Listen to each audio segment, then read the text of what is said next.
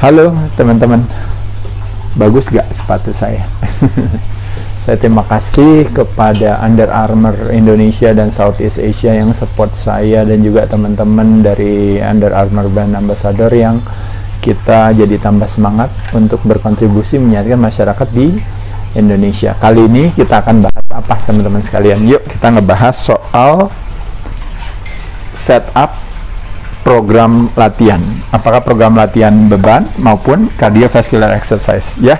Jadi teman-teman, kalau kita tahu berbicara dari katanya muscle itu sebenarnya itu katanya dari katanya apa, mouse gitu ya. Jadi kalau lihat muscle itu jadi kayak kucing gitu. Mouse artinya tikus, sorry maaf kok kucing sih, tikus ya. Jadi ini ada tikus-tikus di badan. Otot terbagi atas dua bagian besar, tiga sih tepatnya, yang disebut dengan namanya otot halus atau smooth muscle yang nggak terlihat ya. Yang kedua adalah otot jantung yang paling utama, kalau teman-teman tahu, disebut dengan namanya cardiac muscle. Dan juga otot rangka yang dikenal dengan namanya skeleton atau skeletal muscle. Nah, ingat sekali lagi, otot rangka dikencangkan, yang terangsang kekuatannya adalah tulang. Makanya ketika hari ini semakin usia semakin meningkat, otot rangkanya nggak dikencangkan, maka tulangnya yang berpengaruh, sehingga akhirnya geraknya berkurang, akhirnya berbagai potensi penyakit apa? Resistensi insulin yang akhirnya menyebabkan obesitas, yang akhirnya menyebabkan apa? Yang disebut yang namanya sindroma X, yaitu adalah disebabkan karena yang berbagai penyakit yang hadir yang berhubungan dengan jantung dan pembuluh darah ya. Tekanan darahnya jadi tinggi, gula darahnya jadi tinggi, jantungnya kerjanya jadi lebih berat, dan selanjutnya gara-gara apa? Gara-gara kita nggak rajin melakukan aktivitas pengencangan otot kita ini ya. Jadi sekali lagi, kalau otot rangka, kita fokus ke otot rangka kali ini teman-teman sekalian. Ada otot dada satu, ada otot lengan. Ini kalau teman-teman tahu ada bicep, ada tricep, ada forearms di sini. Ada punggung ya, ada punggung atas, upper back, lower back gitu ya. Lalu ada pundak, trapezius.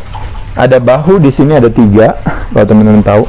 Lalu ada kaki, otot yang paling banyak di dalam tubuh kita yaitu lower body, kaki kita, dan juga ada otot perut. Paham ya teman-teman sekalian? Nah, dari otot-otot ini teman-teman pernah lihat ya di video saya sebelumnya, saya membahas tentang namanya masing-masing. Kalau ini namanya pectoral. Kalau lengan ini ada namanya bicep, ada namanya triceps ya, ada namanya forearms, flexor, extensor. Back, punggung, ada yang namanya rhomboids, ada yang namanya latissimus dorsi dan sebagainya. Pundak ini namanya trapezius, traps. Kalau bahu ini yang namanya dari bentuknya seperti delta, deltoid, ada 3 bahu, bagian depan yang namanya anterior, bagian samping namanya medial, dan posterior. Kaki terbagi macam-macam, kalau teman-teman tahu, bagian depan, atas, di depan yang disebut namanya quadricep. Jadi 4 ototnya quadri gitu ya. Lalu di belakangnya ada bicepnya kaki, namanya hamstring ya. Lalu betisnya ada yang namanya gastrocnemius, es krimnya, dan ada soleus, ada conea. Lalu ada perut yang namanya rectus abdominis gitu ya. Nah, jadi intinya sekali lagi teman-teman sekalian, masing-masing otot ini kita harus latih paling tidak 1 kali dalam seminggu ya. 1 kali dalam seminggu paling tidak terlatih. Boleh nggak kalau saya bisa latih 2 kali? Boleh, kenapa enggak ya. Lalu yang ketiga yaitu adalah selanjutnya adalah indikator atau yang namanya kualitas daripada intensitas latihan itu. Nah, ini yang di sini, sorry maaf. Nah, ini hanya lebih kepada biar ingat aja, beban itu gula. Kita mau kardio pakai lemak. Jadi lakukan beban dulu baru tutup sama kardio. Ya, kardio di awal buat pemanasan boleh, ya. Lalu indikator daripada kardio adalah MHR, maksimal detak nadi kita per menit, 20 kurang umur. Sedangkan kalau beban, indikatornya adalah load atau beban itu sendiri kalau kita berbicara yang namanya muscle building, kalau teman-teman tahu ya. Jadi kalau buat muscle building, otomatis beban semakin berat semakin baik, tapi harus apa? Terkontrol nanti hubungannya dengan apa kalau teman-teman tahu? Nanti dihubungannya dengan mind and muscle connection, MMC ya. Time under tension, itu semua hubungannya dengan, maksudnya supaya terkontrol sehingga manfaat tetap tinggi. Yang turun adalah apa? Resiko, teman-teman, ya gitu. Oke, sekarang kita akan bahas tentang kita membuat program latihan seminggu seperti apa ya. Yuk, saya boleh izin hapus ya. Nah. Oke, baik.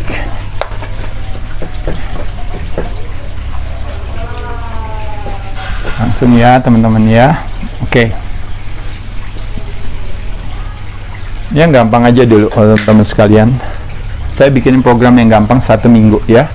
Bisa terbagi atas kalau kita mau memakainya dengan pembagiannya adalah apa? Pembagian yang sederhana. Upper dan lower.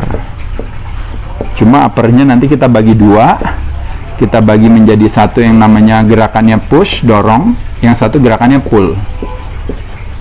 Dan lower. Jadi artinya di sini apa? Saya bilang apa? 3 kali seminggu. Ini ada yang paling basic. Kenapa saya bilang 3 kali seminggu? Ini adalah yang sifatnya maintain.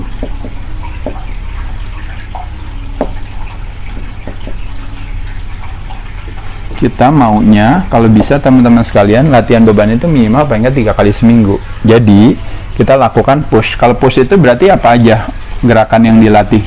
Dada, lalu ini ada tricep sama bahu. Ini push. Kalau pull berarti adalah apa?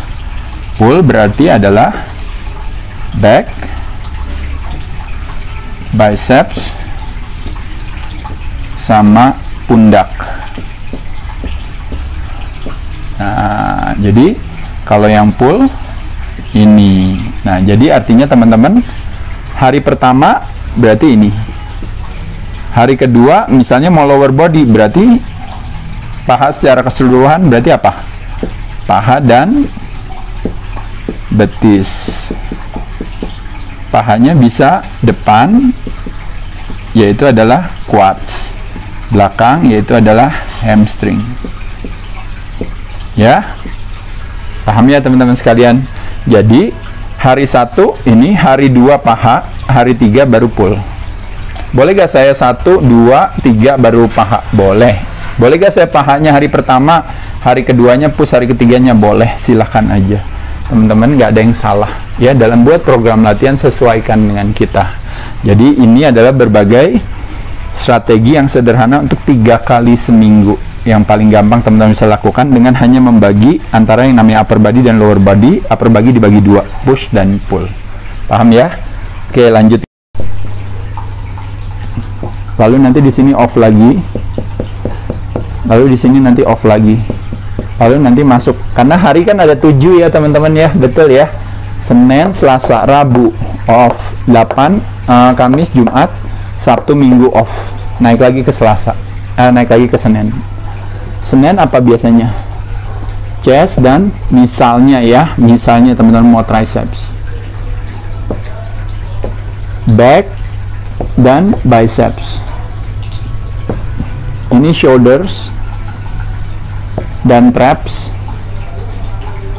Lalu ini terakhirnya adalah legs. Tadi saya hampir lupa ya, di sini semua terakhirnya selalu tutup sama abs. Artinya perut. Tutup sama abs. Tutup sama abs. Biar saya suka lupa, kadang-kadang suka tanya ya. Baik, ini pun juga sama. Tutup sama abs. Tutup sama abs. Tutup sama abs. Tutup sama abs. Oke. Yuk kita lihat sama-sama dulu. Kenapa chest sama tricep? Ini karena otot besar digabung sama otot kecil, teman-teman. Gerakannya gerakan push, dua-duanya push. Makanya kenapa dijadikan satu.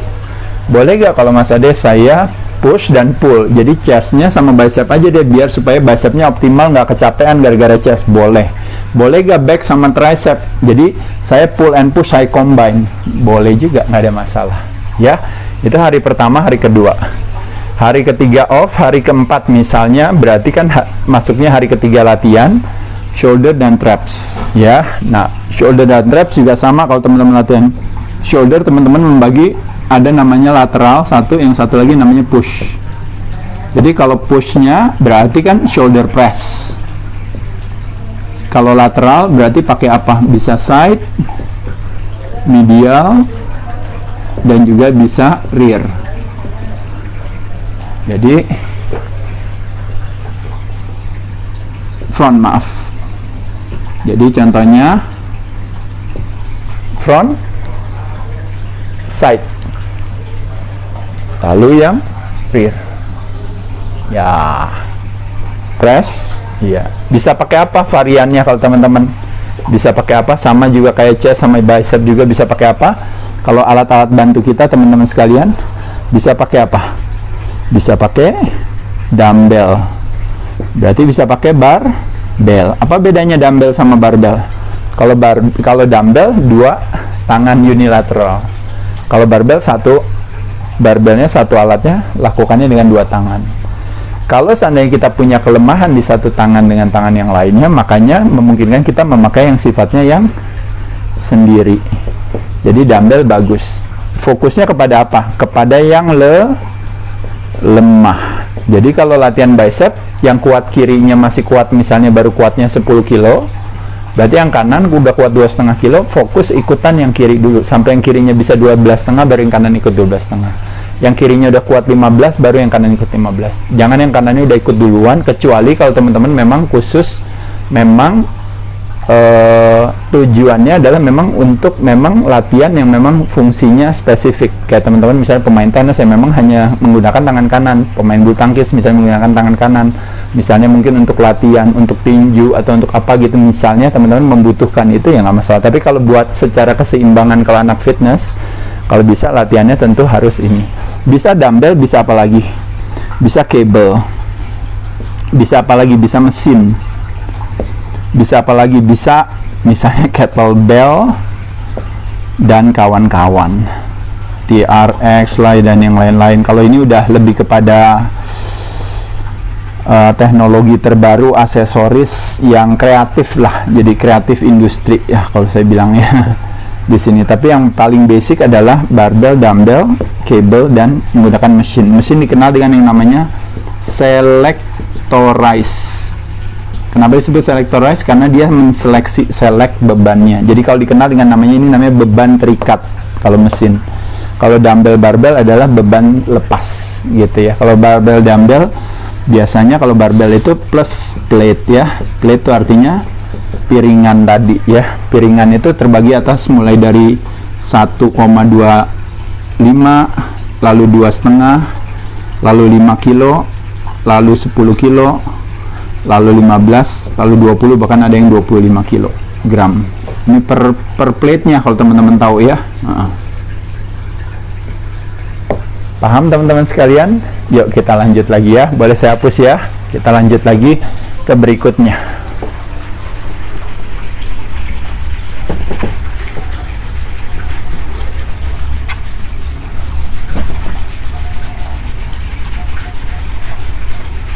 Terminologi namanya compound movement dan isolation. Bisa gak dijadikan sebagai sebuah program? Bisa teman-teman. Saya mau fokusnya ke compound aja. Saya mau fokusnya ke isolation. Isolation berarti hanya satu otot yang terlibat, persendiannya juga satu sendinya yang bekerja. Sedangkan kalau ini lebih dari satu otot yang terlibat, lebih dari satu persendian yang terlibat. Contoh paling gampang misalnya, kalau compound itu misalnya kita chest. Kalau chest, kalau misalnya compound movement berarti kita latihannya apa teman-teman? Bench press misalnya. Kalau bench press berarti yang kena ototnya berarti ada apa aja teman-teman yang kena? Ada otot dada, ada otot bahu, ada otot tricep. Nah, persendiannya yang kena ada apa aja yang bekerja? Persendian bahu, persendian siku, sama pergelangan tangan. Jadi lebih dari satu. Lebih dari satu. Tapi kalau chestnya isolation, ini compound ya teman-teman ya. Kalau isolation berarti cuma satu aja. Contohnya adalah flies, misalnya pakai dumbbell atau pakai kabel. Yang kena adalah chest aja, satu. Persendiannya bahu. Jadi artinya cuma satu. Ini cuma satu. Nah, paham ya? Ngerti ya? Udah ngerti? Boleh hapus lagi? Ya, hapus lagi ya. Oke, lanjut lagi. Oke. Nah, jadi kalau kita mau bikin compound movement, saya langsung bikin nih teman-teman sekalian. Chest. Kenapa saya mau pakai compound movement sebagai basic dasar? Ini yang dikenal dengan namanya bread and butter. Ini yang ada gendut ya, kita makan roti putih sama mentega ya. Tapi intinya maksudnya bread and butter maksudnya adalah basic. Artinya apa? Artinya yang dikenal dengan yang namanya, kalau istilahnya orang bilang, kalau kita berbicara namanya beban itu load, muscle building itu membutuhkan load, maka dia berharap kita ngangkat beban seberat-beratnya dengan yang terkontrol. Nah, jadi bread and butter-nya adalah salah satu prinsip yang dikenal dengan yang namanya priority training principle. Jadi prinsip latihan prioritas. Jadi prioritas itu artinya satu adalah apa? Energi paling tinggi pada saat di awal kita mulai, lalu otot yang paling kuat atau yang paling besar didahulukan pertama kita lakukan gerakannya. Atau priority training principle kita lakukan dengan pendekatan weak point. Misalnya weak point kita adalah di betis, weak point kita adalah misalnya di paha, weak point kita misalnya di perut. Berarti waktu energi kita paling tinggi yaitu di awal, maka otot itulah yang dilatih pertama kalinya. Paham ya, ngertinya? Jadi priority training principle adalah memprioritaskan jenis latihan yang memungkinkan kita mengangkat paling berat. Nah, beban terberat yang bisa kita angkat dilakukan di awal gerakan pada saat dimana energi kita paling tinggi. Itu yang disebut yang namanya priority training principle. Nah, tapi kalau dalam kita mengaplikasikannya ke weak point kita bisa lakukan dengan cara apa? Melakukan weak point kita di awal kita mulai latihan pada saat dimana energi level kita paling tinggi, sehingga kita bisa memungkinkan punya tenaga yang lebih baik, sehingga kita bisa fokus ke weak point kita. Latihannya saya adalah total body workout. Total body workout berarti harus kena chest, ya. Berarti harus kena arms, yes. Berarti harus kena back, yes. Berarti harus kena legs dong, yes. Berarti satu lagi abs. Absnya bisa terbagi dua, yang namanya sit up dan leg up. Teman-teman tahulah. Jadi harus mulainya leg up dulu, baru sit up. Leg up terbagi atas 3. Bisa tiduran, lying, bisa duduk seated namanya, dan bisa hanging, gelantungan. Jadi ini dulu, baru tutup dengan sit up atau yang dikenal dengan yang namanya crunch. Ya, oke ya teman-teman, ngerti ya, ini untuk abs ya. Oke. Lanjut, kalau kaki, berarti kalau priority training principle yang memungkinkan kaki ngangkat beban paling berat cuma compound movementnya kaki, berarti adalah either squats atau leg press. Apakah nanti teman-teman mau pakai squat press, mau free weights, mau leg press, mau hack squat, itu silahkan aja. Tapi intinya teman-teman pilih jenis latihan yang memungkinkan si kaki mengangkat beban paling berat. Jadi teman-teman either squat atau leg press. Back pun sama, yaitu adalah deadlifts dan barbell rows. Atau kalau misalnya teman-teman mau pakai dumbbell rows juga boleh. Jadi teman-teman bisa lihat di sini kalau kita berbicara priority, berarti di sini hanya kemungkinan besar hanya cuma 1 sampai 2 jenis latihan. 1 sampai 2 jenis latihan. Arms juga sama, 1 atau 2 jenis latihan, tapi dengan catatan armsnya ada triceps. Berarti kalau tricep ini biasanya push down. Apakah one arm apa two arm nggak masalah. Kalau bicepnya berarti apa? Curls. Boleh pakai apa? Dumbbell, boleh pakai barbell, nggak ada masalah. Jadi cuma lakukannya nanti hanya cuma kira-kira sekitar 3 set aja, tapi bebannya berat. Lalu chest berarti press. Apakah dengan bench press, free weights, maupun pressnya dengan apa teman-teman sekali? Dengan mesin. Jadi chest press. Misalnya plate loaded.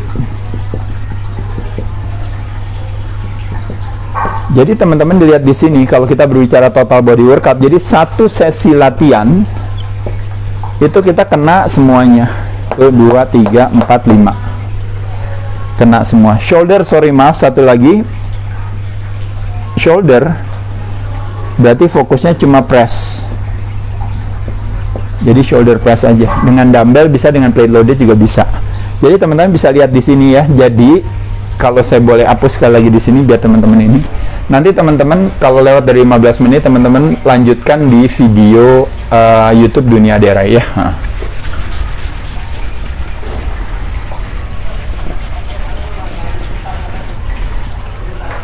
Jadi latihannya sesinya adalah satu sesi. Saya akan melakukan 4 hari saja. Jadi 4 hari itu bisa Senin, Selasa, Kamis, Jumat.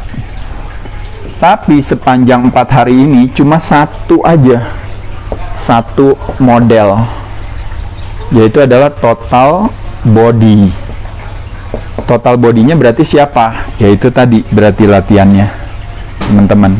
Jadi berarti latihannya apa tadi?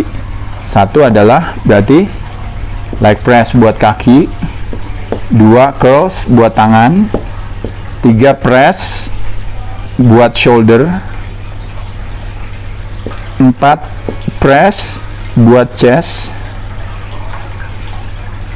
5 either kita pilih deadlifts atau rows atau pulls, misalnya pulling, misalnya lat pull down misalnya buat back.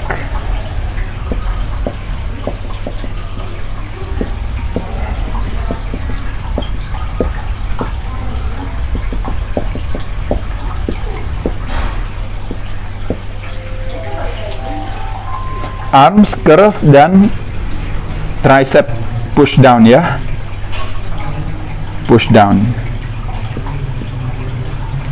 Ini berarti bicep dan tricep.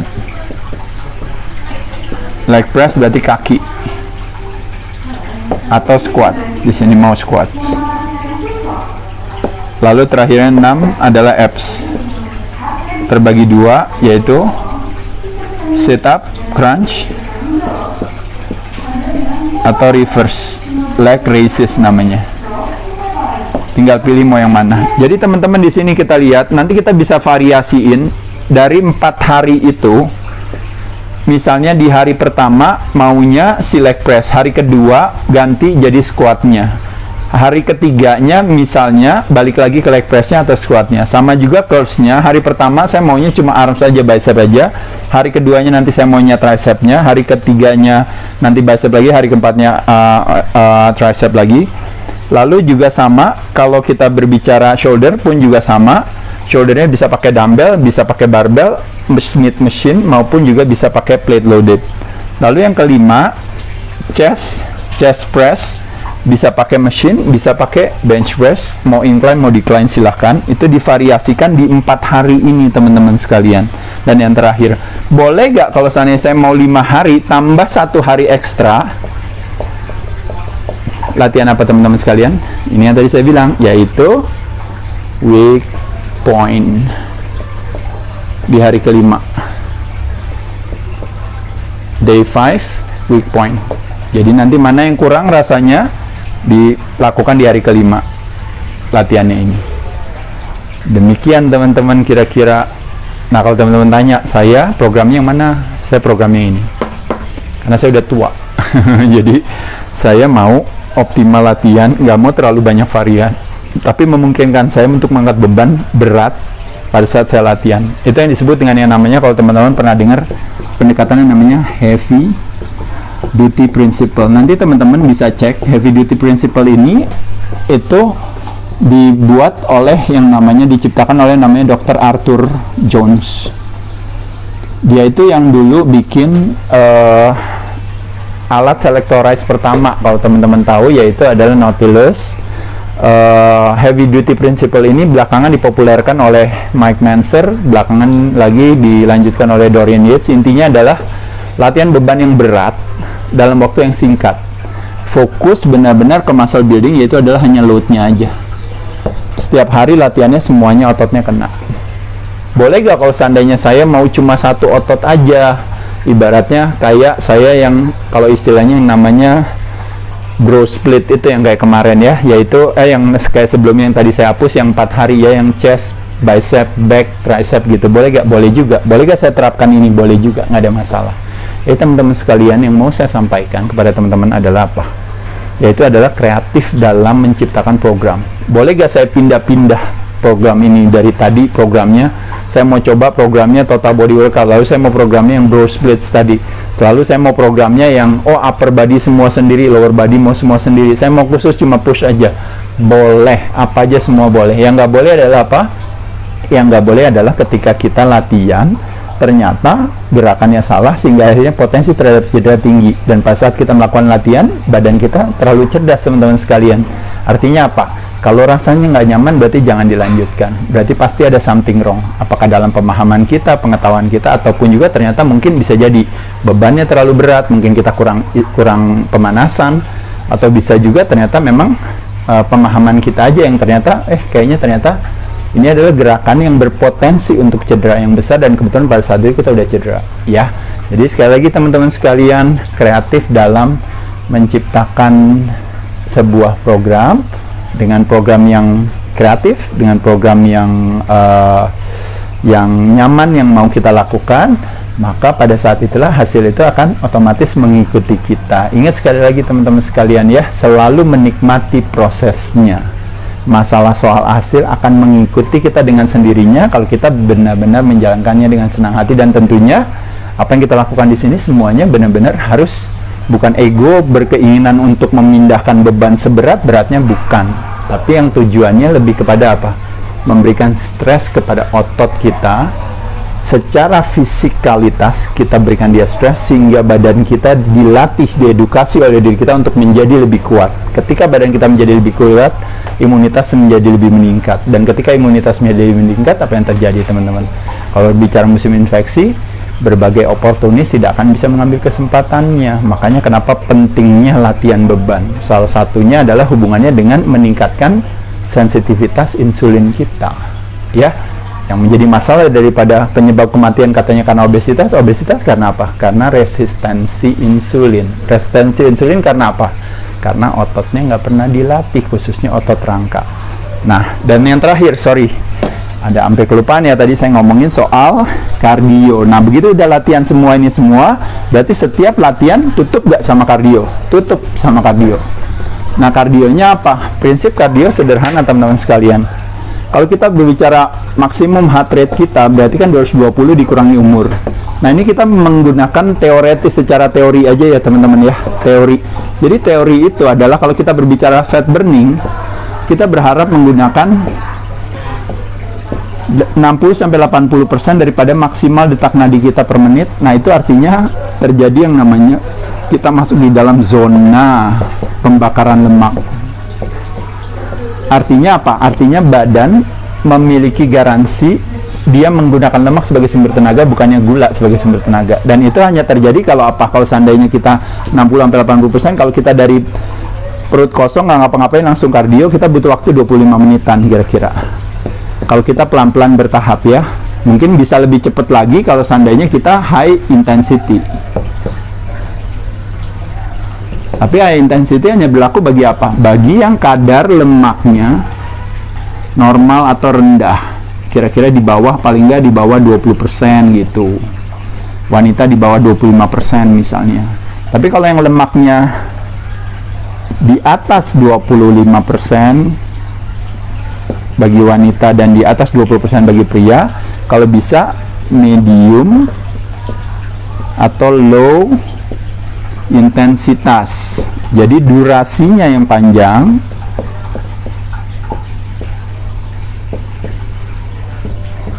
20 sampai 40 menit